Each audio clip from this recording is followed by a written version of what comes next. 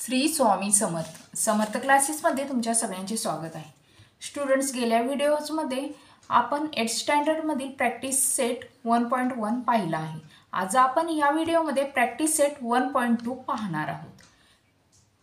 त्याचा question number 1 काय आहे? Compare the following numbers. याआधी मला वाटतं की तुमचं कंपॅरिझन ऑफ रॅशनल नंबर्स याचे थोडेसे बेसिक पॉइंट्स आपण समजून घेऊया। म्हणजे तुम्हाला माहीतच आहे की कंपॅरिझनमध्ये हे साइन वापरले जातं, लेस दॅन, ग्रेटर दॅन आणि इक्वल टू। आणि समजा जर 8 आणि 5 हा जर नंबर असेल तर हे काय ग्रेटर काय असतं यामधलं, तर 8 असतं, मग ही साइन वापरली जाते। हा जर समजा निगेटिव्ह नंबर असेल -8 आणि -5, इथं कोणती साइन वापरली जाणार आहे? तर ही, कारण -5 याच्यामध्ये काय ग्रेटर असणार आहे, मोठा असणार आहे, का तर हे निगेटिव्ह नंबर्स आहेत। आता समजा 0 आणि -5 हे जर नंबर असतील तर ह्याच्यामधलं ग्रेटर काय असणार आहे? तर 0 ग्रेटर असणार आहे, का तर हा म्हणजे निगेटिव्ह नंबर आहे, त्यापेक्षा ऑलवेज काय 0 हे काय असतं, ग्रेटर असतं। हे जर 0 आणि 5 असं असेल तर ह्याच्यामध्ये ग्रेटर काय आहे? तर पॉझिटिव्ह नंबर, म्हणजे 5 ग्रेटर आहे। चला तर आता आपण क्वेश्चन नंबर 1 सॉल्व करायला सुरुवात करूया। Compare the following numbers. ह्याच्यामधील काय आहे? -7 आणि -2 याचं काय होणार आहे? तर मी तुम्हाला सांगितल्याप्रमाणे जर निगेटिव्ह नंबर असेल तर यामध्ये काय जो छोटा नंबर असेल तो काय ग्रेटर असतो, तर याचं काय होणार आहे? -7 आणि -2 ह्याच्यामधलं ग्रेटर काय होणार आहे? तर -2 होणार आहे। आता सेकंड काय आहे? 0 आणि -9/5। आता ह्यामधील 0 -9/5 ह्याच्यामधलं काय होणार आहे ग्रेटर? तर 0 होणार आहे, का तर हा निगेटिव्ह नंबर आलेला आहे। थर्ड नंबर कोणता आहे? 8/7 आणि 0। 8/7 आणि 0 ह्यामधील ग्रेटर काय होणार आहे? तर 8/7 होणार आहे। आता फोर्थ नंबर काय आहे? तर -5/4 आणि 1/4। आता ह्याच्यामध्ये तुम्ही बघितलं तर डिनॉमिनेटर काय आहेत? सेम आहेत। आता आपण न्यूमरेटर जे आहेत त्याचं कंपॅरिझन करायचं आहे, म्हणजे -5 आणि 1। आता तुम्ही इथं बघितलं तर -5 आणि 1 मध्ये काय ग्रेटर आहे? तर 1, का तर हा निगेटिव्ह नंबर आहे। आता आपण पुढचा नंबर बघितला तर काय आहे? 40/29 आणि काय 141/29। इथंही काय डिनॉमिनेटर सेम आहेत, त्यामुळे काय न्यूमरेटरचं कंपॅरिझन करायचं आहे। इथं जर तुम्ही बघितलं तर 40 आणि 141 मधील ग्रेटर काय आहे? तर 141 आहे। साइन हे असं येणार आहे। आता नेक्स्ट -17/20 आणि काय -13/20। ह्यामध्ये बघितलं तर दोन्हीही काय निगेटिव्ह नंबर आहेत, त्यामुळे साइन कशी येणार आहे?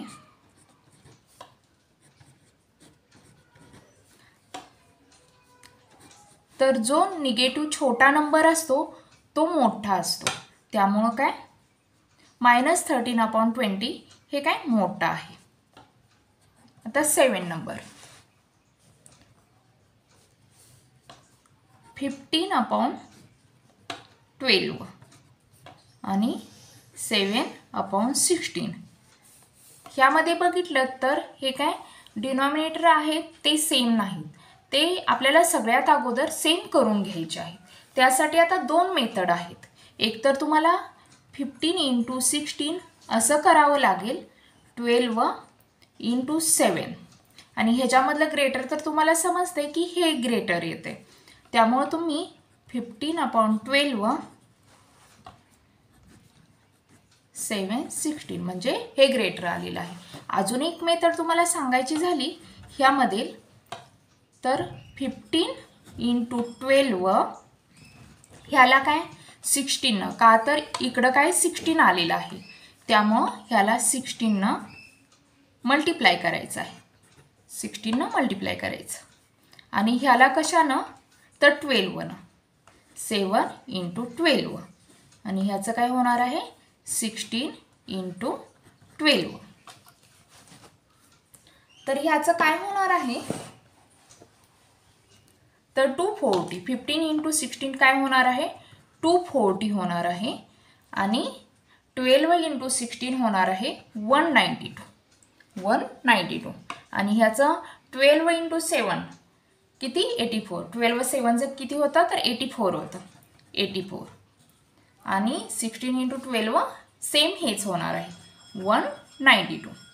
तर याचं म्हणजे काय आलेलं आहे, न्यूमरेटरला 240 हे मोठं आलेलं आहे, त्यामुळे साइन अशी होणार आहे.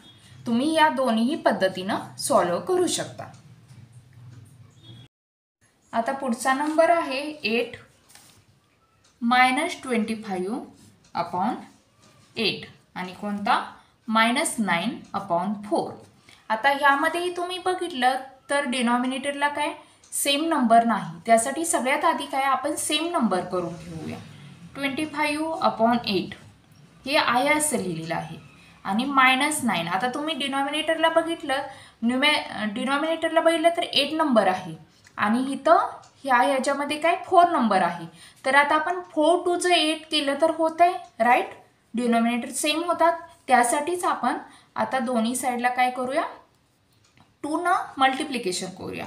-9 इंटू 2 आणि 4 इंटू 2 -25/8, आणि 9 2 काय होणार आहे 18 -18, आणि 4 2 8.